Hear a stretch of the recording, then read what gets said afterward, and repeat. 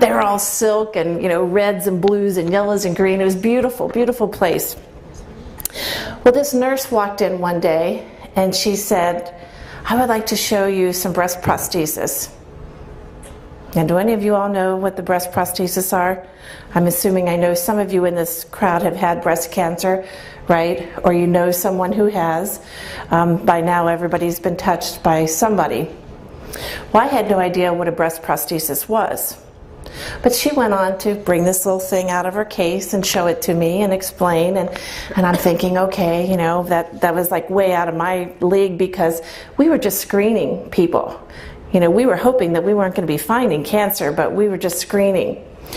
Well, this woman leaves and she goes out to her car, and I thought she was gone, but she comes back into the office. Now we're going to backtrack to remember something's going on with me. I don't know what it is, and I'm thinking this new mammography center is just what I need to get me going, okay? This woman walks outside and she comes back in and she says, Gail, she said, I don't know why, but I think I'm supposed to give you this phone number. I'm thinking, okay, who is it? And she said, it's a lady that I just met in Cincinnati, and she's at a place called the Lemonade Stand. Thinking, what the heck is that, And I said, okay, so I look at the name and the number, and I stuck it in my purse, and she said, I don't know why, but I just think you guys are supposed to meet someday. I said, okay. Well, I stuck that piece of paper in my purse. Now, if y'all are like me, my purse has tons of gum and, stuff from my kids and, all kinds of junk in there that could get lost forever. Well, that piece of paper was lost in my purse for about a year. And one day, as I was doing a nursing, job, that little voice came back to me and said, remember, you just kind of said you weren't very satisfied with where you are and something in your life is missing. You're a single mom, I had great kids, but something was just wrong. And I'm thinking it had to do with a husband. Well, that was kind of true. But as it turned out, I pulled that piece of paper out of my purse and I made a phone call. And the lady on the other end says to me, this is Rita, hello. And I thought, oh my goodness. And I said, this is Gail. And I went on and I started explaining this woman had given me this piece of paper and it was a year ago, and I'm just like rattling. And she said, honey, I know, I've been waiting for your call. I was like, you've been waiting for my call? You don't even know me. How can you wait for my call? And she said, I've been waiting for your call. Well, I stopped dead in my tracks, and I thought, wow, this is really weird. But she was so intriguing to me that I just wanted her to talk. I wanted to get to know her. I wanted to know more. And she said, honey, she said, where are you going to be next week? We need to meet. So we set up a time to meet at this lemonade stand. I was so excited I couldn't wait. There was just something about this woman. I don't know what it was because I did not know her, but just the way that she spoke on the phone, I couldn't hardly sleep. Did y'all ever have those moments before where you just know something really awesome is about to take place, but you don't know what it is? Well, I pulled up to the lemonade stand a week later. You guys are familiar with William Howard Taft Drive in Cincinnati? Mm-hmm. Okay, the Forum Apartments. Not the typical place to do business, right? Yeah? And I'm thinking, apartments, what is this? Well, then I saw this little sign and it said, the Lemonade Stand, a place to come and be refreshed. Wigs, breast prosthesis, and makeup. And I looked at that sign and I thought, what the heck is all that stuff? I had no idea what all that stuff, I mean, I knew what it was, but the combination just didn't make any sense to me. So I walked inside, and when I opened the door, there was a beautiful, small but beautiful little Victorian setting. And there were two people, two women over here to the right, and one was messing with the other one's hair. At least I thought it was her hair. And they're laughing and having fun, and as I walk through the door, the woman says, have a seat, I'll be with you in a moment. Okay, so I sat down and I looked around. I'm thinking, what are they doing in this place? Now remember, I was a nurse administrator, delivering babies, doing happy life giving, having fun with little babies. Well, this woman stands up and she walks out the door. She stands up and she leaves, goes out the door. The other woman reaches back very gingerly. Beautiful woman. She probably weighed 90 pounds sopping wet.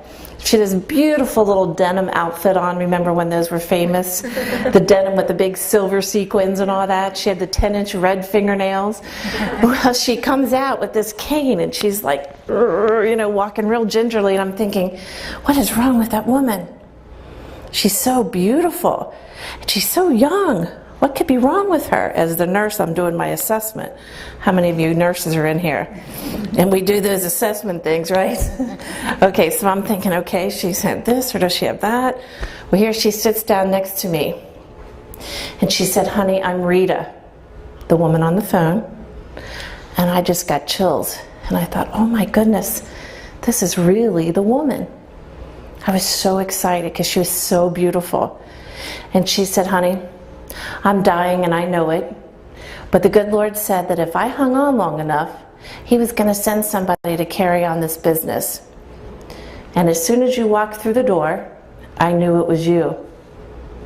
And I was like, oh, whoa, wait a minute. You have the wrong person. You better go back and talk to him again. I think I'm a good person, but I have no idea what you're doing here. I know nothing about what you're doing here. And I started with all this negative, I can't, I don't, I'm divorced, I have no money, I have kids, rattling. Have y'all ever done that before? Okay. Well, finally she stopped me. And she said, honey, she said, all you have to do is ask Jesus into your heart. Have you ever done that before? And I looked at her and I'm thinking, this woman is really crazy. I've never had anybody ask me that before. And so as I looked at her and I'm thinking, gosh darn, should I leave? Or, is this woman, what is she doing? This is really weird. And she said, honey, have you ever prayed and asked Jesus into your heart? And I said, no, ma'am. I don't think I've ever done that. I think I'm a good person. I know who Jesus is. I know who God is. But no, I've not done that before. And she said, okay, this is what we need to do. And she took my hand and she said, we need to pray. And you need to ask Jesus into your heart. And from this moment on, you will never have to worry about the people that He's going to send you, because He's going to, in return, send the people that you're going to need to help those people.